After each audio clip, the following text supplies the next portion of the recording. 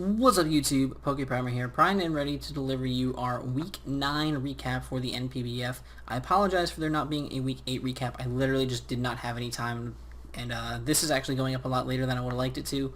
I do mention it later in the video because I did mention it when I was recording the battles, but I will not be able to do the kill leaders for this week, just due to the fact that I've already updated the kill leaders document so far once or twice. Since then, I updated it for Week 9, but then some matches have already happened for Week 10, so I have already updated for that fact. So that is one thing that is going on. Another thing that is very important to note is we've had a few coaches that have had to, unfortunately, either be kicked or leave the league. This week, we had to say goodbye to...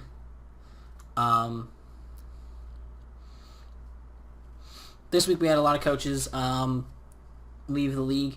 Some did not play this week. Some did, but coaches that were replaced were Antonio and the Kisaki City Glaceons were replaced by Macaulay and the Carolina Persians. I don't know if this was mentioned yet, but the Nathaniel and the Baltimore Predacons had to drop for personal reasons, so they were replaced by LJ Robinson and LJ Robinson. I will not tell you his actual full first name. You'll have to figure that out on your own. And the Johto Brave Knights.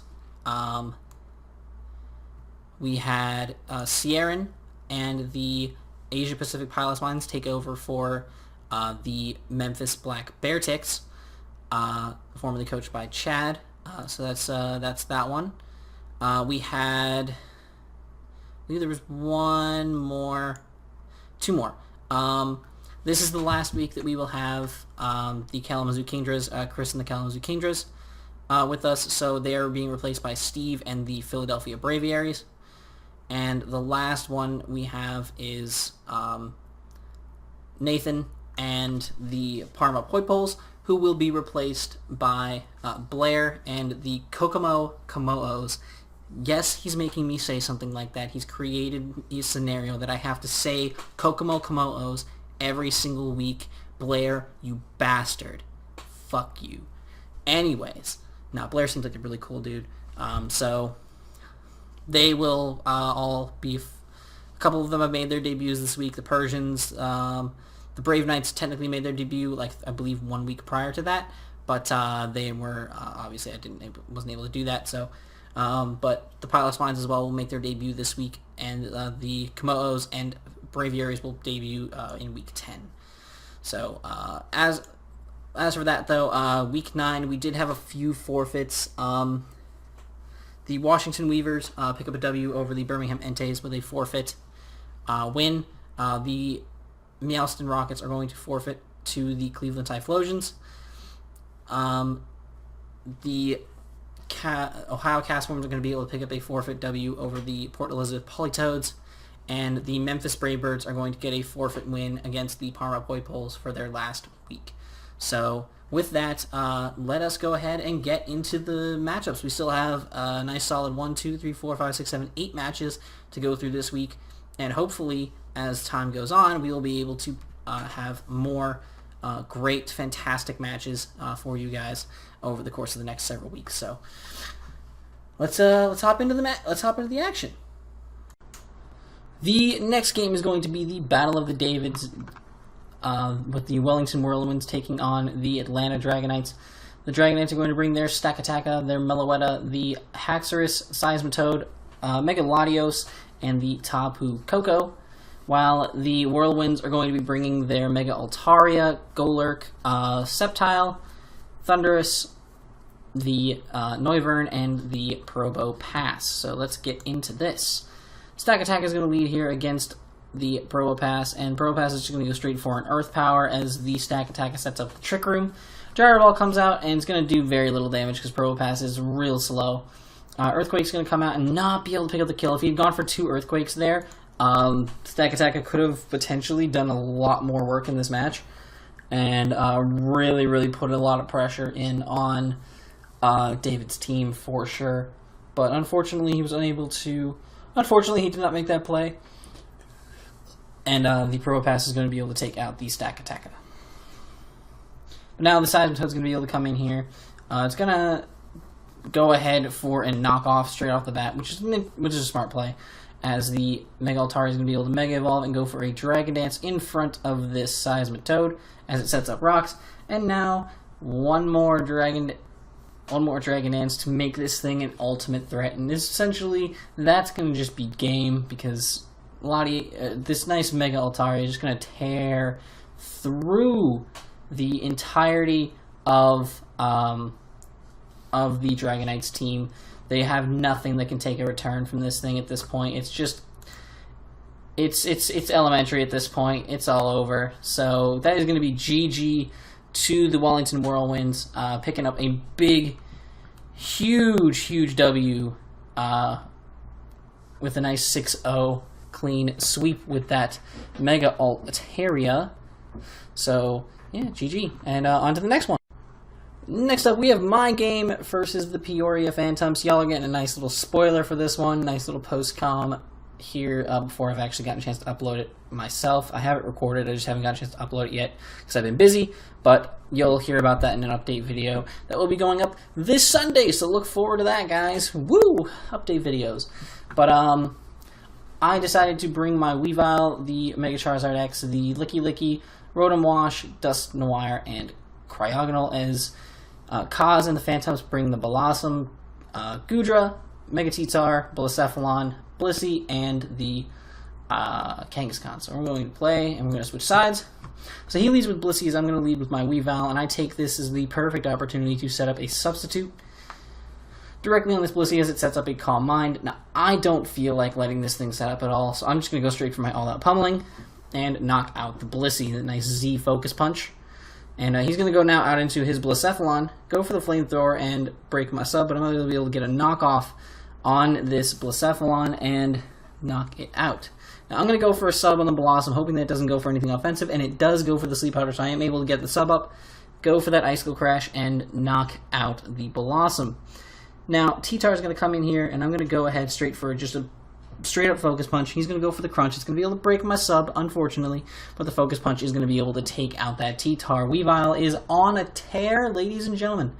And now he goes into the Gudra, and I'm so upset I missed that Icicle Crash. There's actually a chance that that could have killed, and I'm also upset because of the Sandstorm/Poison is going to be able to knock out my Weavile. But thankfully, I do still have my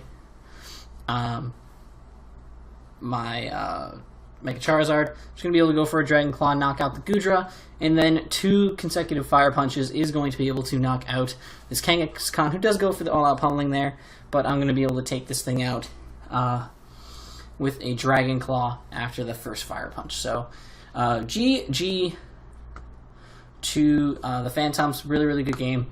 Zard and Weavile just put in so much work in this game. It was just a really, really tough matchup for him to overcome, I think. So I'm really, really glad that we were able to pick up that win. So now on to the next game.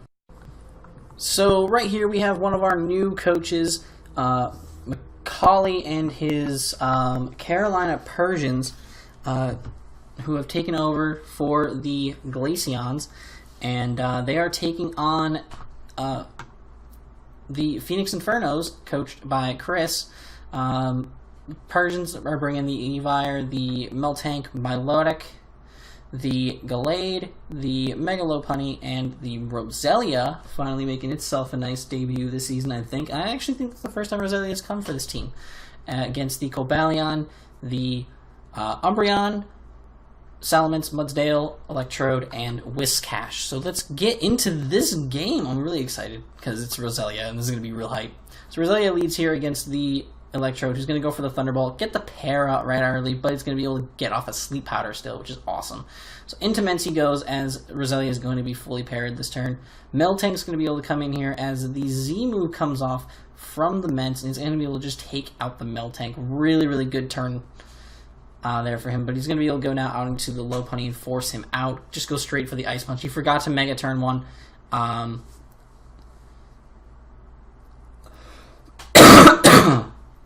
But that's perfectly fine. It happens to the best of us. but it's going to do decent damage. He's going to be able to Volt Switch out with his blue balls on the incoming Milotic switch in. And now Roselia is going to be able to come in on this Toxic as the Umbreon goes for Protect, as Roselia gets up Spikes, and that is huge. Our Sleep Powder miss there is very unfortunate, but Umbreon's going to set up a Wish, go for the Protect, just kind of Wish, Protect, but he's going to be able to be put to sleep here, which is awesome. So now 2 layers of Spikes are up, and the Umbreon's asleep, but the Wish is going to be able to be passed into the Electrode very safely. Now Lopunny is going to be able to Mega Evolve and go for a Fake Out, really, really chipping down that Electrode.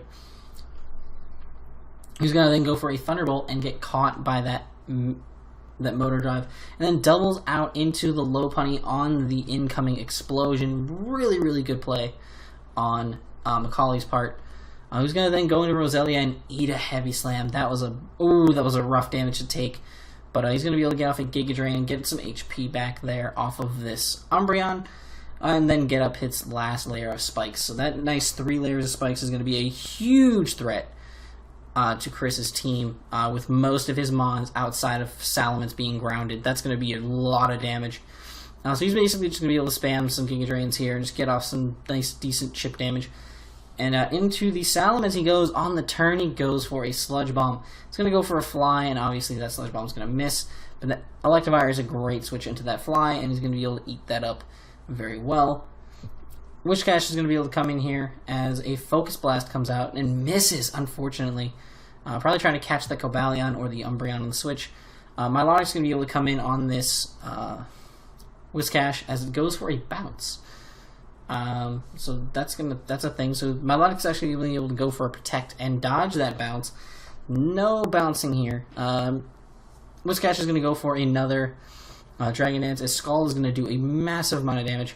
Zen Headbutt's going to do a decent chunk, but Scald is going to be able to knock out the Whiscash. So Milotic is out here being a bulky bitch. Dragon Dance on the Salamence, as Milotic's going to be able to just knock it out with an Ice Beam. Might have thought he was safe there, might have thought he only had Scald, depending on some of the more common sets. And we're going to see a Swords Dance come out from the Cobalion as the Milotic's able to get out a Recover. Swords Dance again from Cobalion as Milotic's going to go for a Scald, hoping for the burn, not going to be able to get it, but Sacred Sword is going to miss out on the KO. Does 99%, misses out on the KO, and is going to be able to get knocked out by that Scald. Milotic is tearing through the team. Roselia is going to be able to come in here and eat up this foul play from the Umbreon. Umbreon's going to go for a Protect as the Roselia goes for a Sleep Powder, trying to cripple that thing a little bit more. Obviously, Roselia is going to go for another Sleep Powder here, and then go for the Giga Drain and take out the Mudsdale. And then, at this point, with the Spikes, even after a Protect, it would be GG anyway. So the Sludge Bomb is going to be able to knock out the Umbreon, and that Roselia put in so much work setting up those Spikes in that game. The Spikes were a huge hindrance to Chris as the game went on, as the game lasted a little bit longer, and put things into range for potential 2-hit KOs for a lot of Macaulay's team. So that was a really, really good debut for the Carolina Persians in this matchup. So awesome game, really, really great game. Good on you guys. But on to the next one. Next up, we have the London Ludicolo and Kieran bringing the Kricketune, Mimikyu, Gyarados, Amoonguss, Mega Garchomp, and Tauros against Rennie and his New York Dialgas, bringing the Metagross, Rotom Fan, Samurott, Mamoswine, Heatran, and the Manectric. So let us see what happens here. We have Heatran leading here against the Kricketune, who's going to set up Sticky Webs as the Heatran sets up rocks. Then a Lava Plume is going to burn the Kricketune as it goes for a knockoff. So like no damage is coming out of that Kricketune right now. And it's just going to get sacked off here, which is a pretty smart play, honestly. There's like no reason to keep that thing around. Amoonguss is going to be coming here on the Heatran, but then double out into Gyarados. I don't know what the plan was there, but the Gyarados is actually going to get Will-O-Wisp, which is a very, very nice play by Rennie to go for that Willow. So it's going to do no damage now against this Rotom. Literally no damage, and the Garchomp's going to come in here on that Rotom. So, yibbity yeet yeet away. Garchomp is going to Mega Evolve here and just set up some Stealth Rocks, as the Rotom's going to come back in on an Earthquake. So this predictions everywhere. Garchomp's going to go for a Swords Dance in front of the Rotom, as it's going to go for a Defog. So now Garchomp is a massive, massive threat. It's going to be able to Dragon Claw and tear through that Rotom. Mamoswine's going to come in here and obviously threaten it out, but go for an Icicle Crash as it goes into the Amoonguss. I would have more or less gone into Gyarados there, but Amoonguss is not the switch in. Amoonguss is going to drop, so that is very unfortunate. Gyarados is going to come in here and go for a Waterfall as Samurott comes in and takes next to nothing. Gyarados is going to go for an Outrage here and gets taunted, so he can't Dragon Dance up there, so essentially just waiting for the Gyarados to die at this point. Is getting whittled down by the burn and scald damage and whatnot from the Samurott. And then it's going to hit itself and then get scalded one more time, and Samurott's going to pick up that kill. So now we have a Zen Headbutt miss from the Tauros, who's going to get knocked off and lose its life orb. That's really, really unfortunate. That would have been some decent damage. We're going to see the Body Slam come out. Obviously, I think it's Sheer Force, so there's going to be no paralysis. And another burn. All of his physical mons are getting burned in this game. Fire Blast comes out. I don't know what that was meant to be for. I don't understand why he went for the Fire Blast, but Samurott's going to be able to pick up another kill there. Samurott's going to get the taunt off, but not until the Mimikyu has already gotten up a Swords Dance. Player Rough is not going to be able to pick up the kill, but the Scald is going to be able to break the Mimikyu's disguise. Will he get another burn? He does not get another burn. Drain Punch is going to come out, so that HP is going to get brought back up. So he's basically only done one hit instead of two. So we're going to see a Drain Punch on the Metagross, which actually does a significant amount of damage. Shocked that he didn't for no Shadow Claw. That was I think that was a really poor play. I think Shadow Claw was definitely the play there. Shadow Claw would have done a massive chunk. But Garchomp's going to be able to come in here and go for a nice big EQ. But Mamoswine's going to be able to Icicle Crash and end this game 3-0 for the New York Dialgas. Really well played by the Dialgas. Kieran's getting better, honestly and truthfully. He still shows signs of being very green when it comes to battling, but at the same time he does have signs of actual improvement as the time goes on. So I'll give him all the credit in the world. Good job to Kieran, he's getting better, but GG to Rennie, and we're going to move on to the next. Here we have the Driftvale Drillburs taking on Chris and the Kalamazoo Kingdras in what I will provide you is the final game for the Drillburs. Or not the final game for the Drillburs, final game for Chris in this league. Chris is just done with Pokemon, so he dropped out after this game. But we're going to see how it went. We see the Cacturn, Kartana, Mega Aerodactyl, Reuniclus, Ribombee, and Rotom Heat from the Drillbur side. We see the Gastrodon, Toxapex, Huntail, Azumarill, Basculin, and Omastar from the Kingdras. So let us see how this game goes. We have Omastar in here against the Ribombee, and it's just going to go straight for that Energy Ball.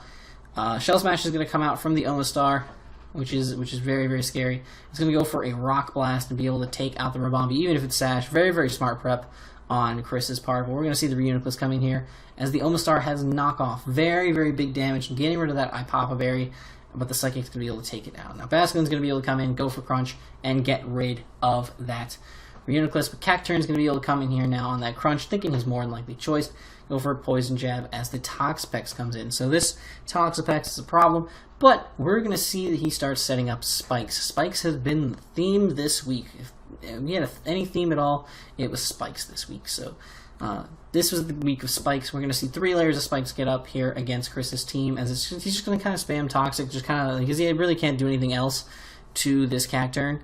Really, really cool. But now the Kartana is going to come in and go for a Leaf Blade and get scalded, but not burned, thankfully. Leaf Blade once again, getting that massive damage off. It's another Scald, no burn for this Kartana. So Kartana is basically in the range of potentially being able to knock him out. And then he goes into Gastrodon, and I don't know why he went Gastrodon. He did still have the Azumarill, which I'm sure was more than likely Sap Sipper.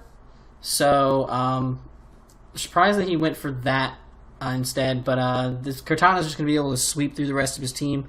It's going to be an absolute monster. And he's going to actually go for the Smart Strike, which is really smart, instead of going for the Leaf Blade, just in case he was that Sap Sipper set. And then, obviously, Huntail is going to drop to this +4 Kartana now. Kartana tearing through the team, picking up 5 kills this week. Really jumping himself up in the kill leaders. It really, he was down at a bit of a rut, but he jumped himself up. He's not top 10 yet, But he's getting up there. He's getting up there in kills. So if he keeps up the good work with that Kartana, it could potentially come into the kill leaders. Who knows? But GG to the Drillbers. Big 4-0 win. And nice solid. I'm gonna give a nice solid goodbye to our buddy Chris. Hope that he does well in whatever he does in the future. So GG, and now on to the next game. Alright, next up we have the North London Ledians, coached by Alex, bringing the Araquanid, Sableye, the Mega Sableye, actually, the Druddigon, the Bisharp, the Sharpedo, and the Snorlax against the Johto Brave Knights, the replacement for the Baltimore Predacons, and their Xurkitree, Lapras, Machamp, Tapu Bulu, Zygarde 10%, and the Mega Latias. So we're going to see how this match goes. We're going to see a Araquanid lead here against the Tapu Bulu. Bulu's going to easily be able to get up a Swords Dance on this thing, as the Sticky Web's going to come out. Goes for a second Swords Dance and gets Poison Jabbed. Really big damage, but surprisingly did very little.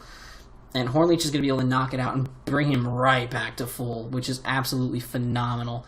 Even though the webs are up, which is going to be a problem, that Bulu is definitely a threat. Sableye is going to burn it, but the Hornleech is going to come off here. He forgot to Mega there, I guess, or he maybe didn't know that it was it's a Mega turn 1 league. But Bulu is going to be able to knock him out with that Hornleech. Hornleech is going to come out on the Druddigon, and it does so much damage. And Fire Punch is going to come out, but it's just not going to be able to pick up the kill. And Bulu is actually going to just fist this Druddigon as well. So 3 kills for Bulu, just going in on the Ledians team really, really hard right now. Sharpedo is going to come in, though, and be able to outspeed and knock it out with a Psychic Fangs. And followed up by Xurkitree coming in and being a bit of a threat. Going to go straight for a Gigavolt Havoc as the Snorlax comes in, and wow, that damage!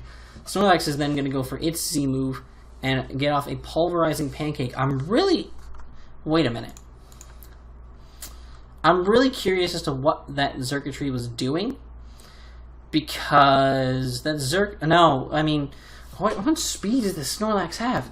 Or how little speed did that Xurkitree have? Because that's a Xurkitree, right?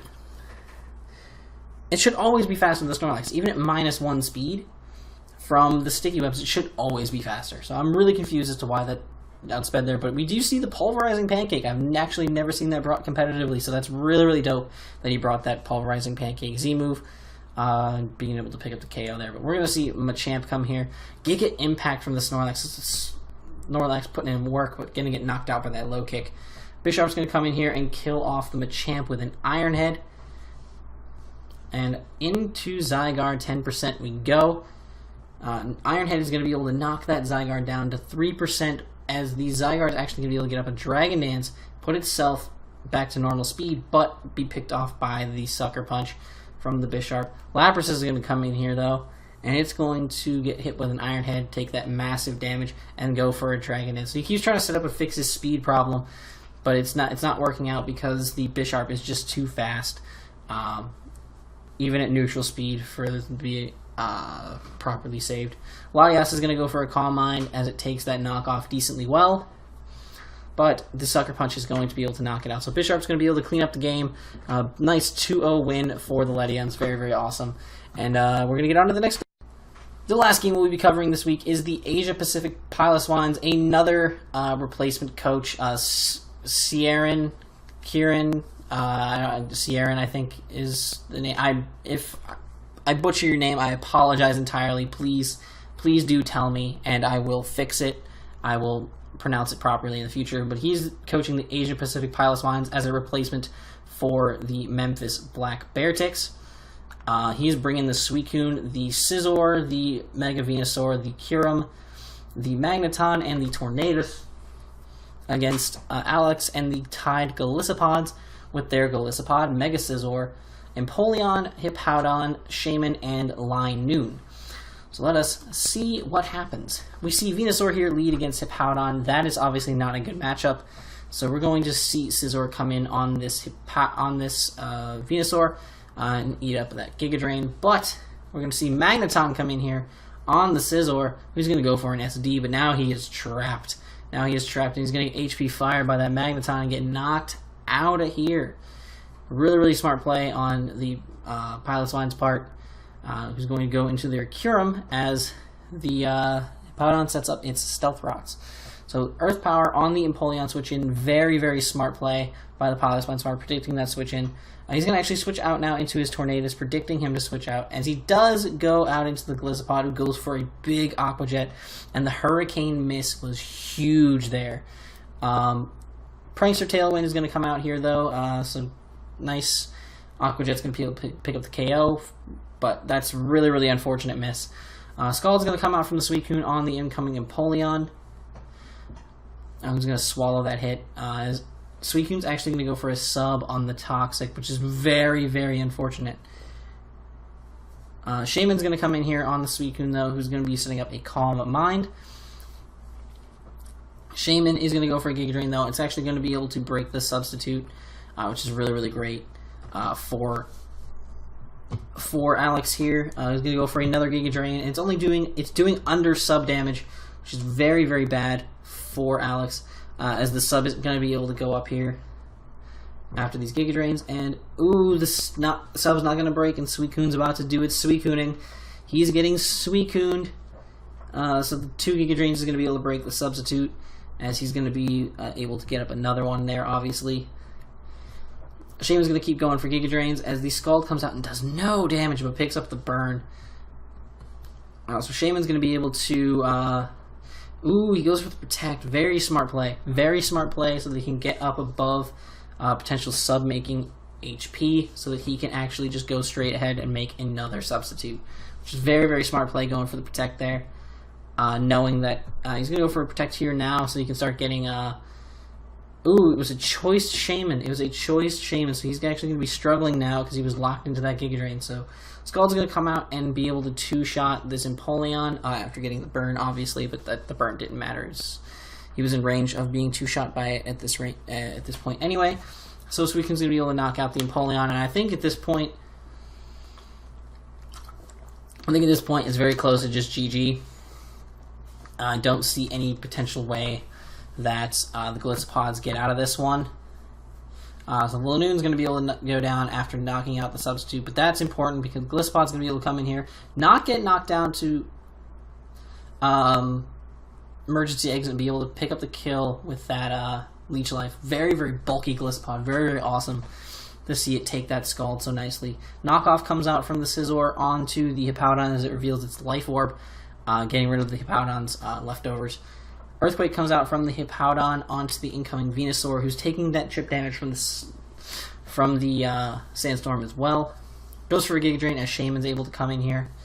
Shaman is then going to go for an Air Slash and hope for the flinch, and he does nail that flinch. And then he's going to be able to put some massive pressure on that Venusaur. He's going to go for another Air Slash onto the incoming Magneton, who is then going to go ahead and switch out to the Kyurem, predicting the Hippowdon switch in. So there was a very, very big, very nice prediction there.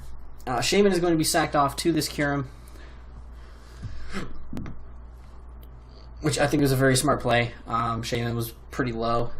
So we're going to see the Golisopod come in here and go for a Drill Run as the Scizor comes in. Very, very nice play. We're going to see the Roost from the Scizor here, as it's just going to have to take these Drill Runs every turn. It's not appreciating that. Now Hippowdon's going to come in, take the knockoff again, and obviously cause some more Life Orb damage. It's going to go for an Earthquake on the Scizor. It's going to go for a Swords Dance there and take another Earthquake. Scizor's just going to go nice for these...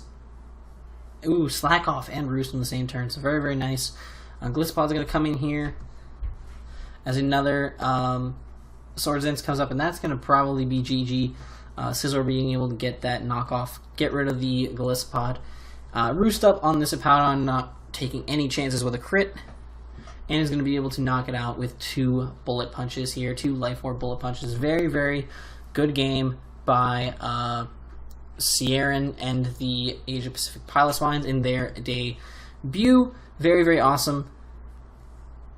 So GG to them, and that is going to conclude the games this week. Due to the fact of the Kill Leaders document being updated already for some of the matches in Week 10 by the time of me recording some of these battles. I will be unable to do kill leaders this week, but starting next week, because now my schedule is freeing up a little bit, starting next week I will be doing not just kill leaders with the recaps, but I will be doing standings. I will be updating these standings because we're at week 10. We're a couple weeks away from playoffs. We're 16-week season. We're a few weeks away from playoffs, so I'll be able to get the recap done for y'all here shortly, and I'll be able to start working on that ASAP. So hope you guys have enjoyed this one. This is a little bit off recap, but thank you all again for watching, and till next time, I'm PokePrimer, signing off. Peace.